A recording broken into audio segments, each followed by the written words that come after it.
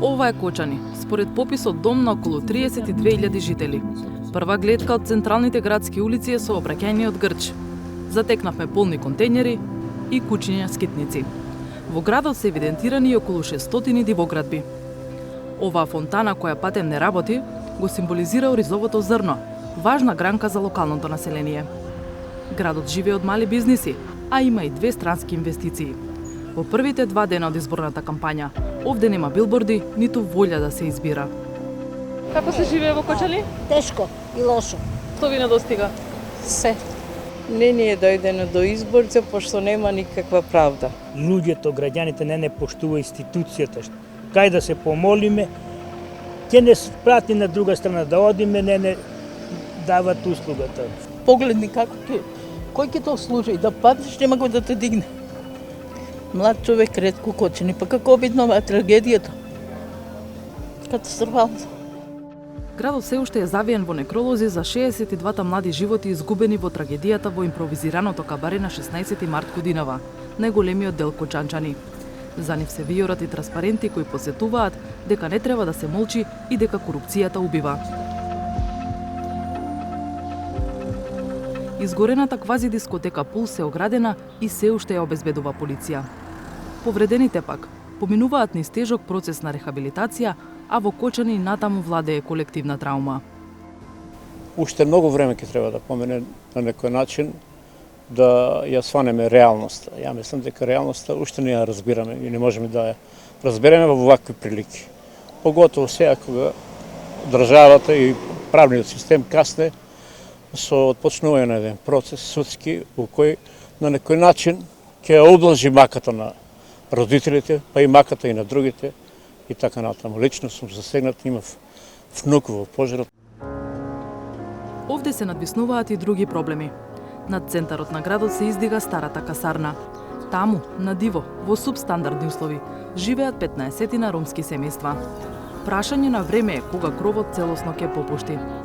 Овдешните жители, од кои дел без лични документи, зад камерата зборуваат дека добиваат внимание само пред избори.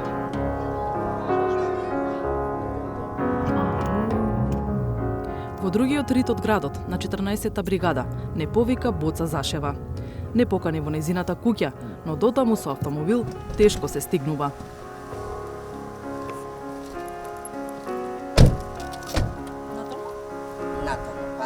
Се дупки, калишта, не можеш ни пешки да одеш, а не со кола да одеш.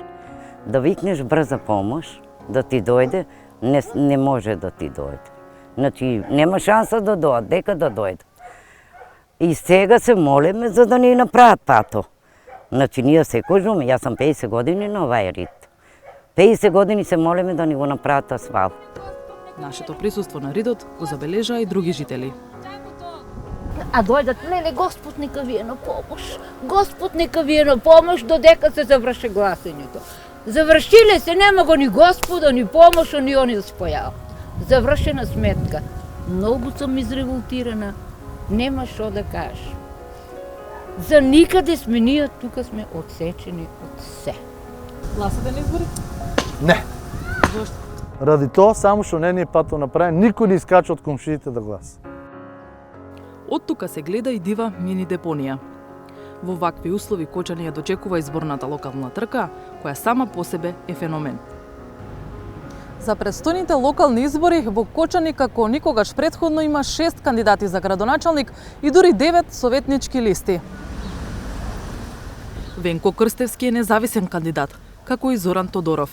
Левица ја номинира Жаклина Филипова Свеќаровска, партијата Единствена Македонија оди со Даниел Глигоров, СДСМ настапува со Игор Христов, а избор на ВМРО ДПМН е Владко Грозданов.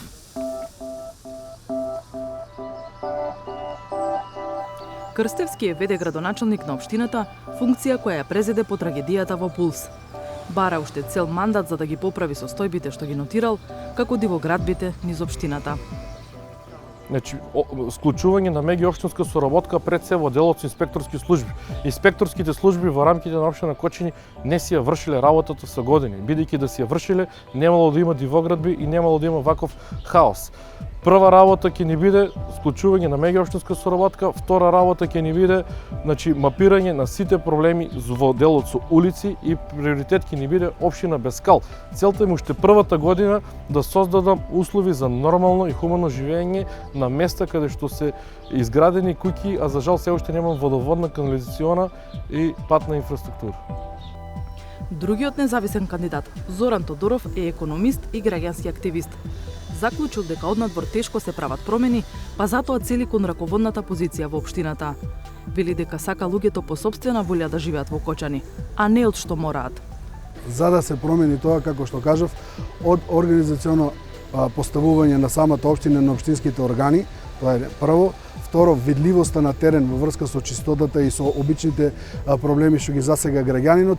И третото е дека ни требаат дополнителни иновативни проекти кои на градот би му донеле подобра безбедност, подобра комунална инфраструктура, затварање на депонијата, донесање на посебни проекти кои ќе го зголемат туризмот во Кочани, затоа што тоа се средства кои на Кочани многу му значат и ќе му значат во иднина. Како да бидеме од црна дамка моментално, како вие и во медиумите и другите граѓани на Македонија не гледаат, го претвориме во една атрактивна дестинација каде луѓето ќе сакаат да доаѓаат. Игор Христов од СДСМ 20 години работи како професор во средно по правни предмети. Се занимавал со борење, а сега е меѓународен судија. Жали што градот нема ниту театар, ниту кино, и тоа што Кочани повеќе не е спортски град како што бил. Ќе се фокусираме на 5 принципи. Првиот принцип ќе биде Кочани чисто и зелено. Кочани урбан и културен град. Кочани спортски град. Кочани безбеден град. Кочани туристички град. Околу тие 5 принципи е содржана понатаму се разграна во целокупната програма со конкретни проекти, со приоритетни проекти, со детални проекти, со проекти кои што се во нацрт. Едноставно, мојата програма беше плод на околу 70 стручни лица и резултат на комуникацијата од нашето членство и од граѓаните на општина Кочани, без разлика дали се во градското јадро, дали се во руралните средини. Низ мноштвото возила до партиската канцеларија на Левица се пробива Жаклина Филипова Свеќаровска, кандидатка за градоначалничка. Вели дека на Кочани ургентно му требаат катни гаражи. Таа е професорка во средно по македонски јазик и актуелен член на Советот на општина Кочани. Значи, првично би пристапила кон донесување на измени на урбанистички планови за воопшто да ги предвидам тие катни гаражи. Точно знам каде треба да бидат. Има простор, значи, каде што можат да бидат, и исто така за да предвидам во суштина простор за изградба на мултинаменски меморијален центар и парк. Например, да речеме, тука од местото сега каде што стојам, јас гледам во една точка на црн срам на градот Кочани, тоа е местото наречено Стара касарна. Мора да се реши проблемот со градскиот пазар, кој што личи на се освен на пазар. И клучно е да се одврзе јазолот, да кажам, на комуналното јавно предпријатие кое што е дувло на неработење, корупција и криминал.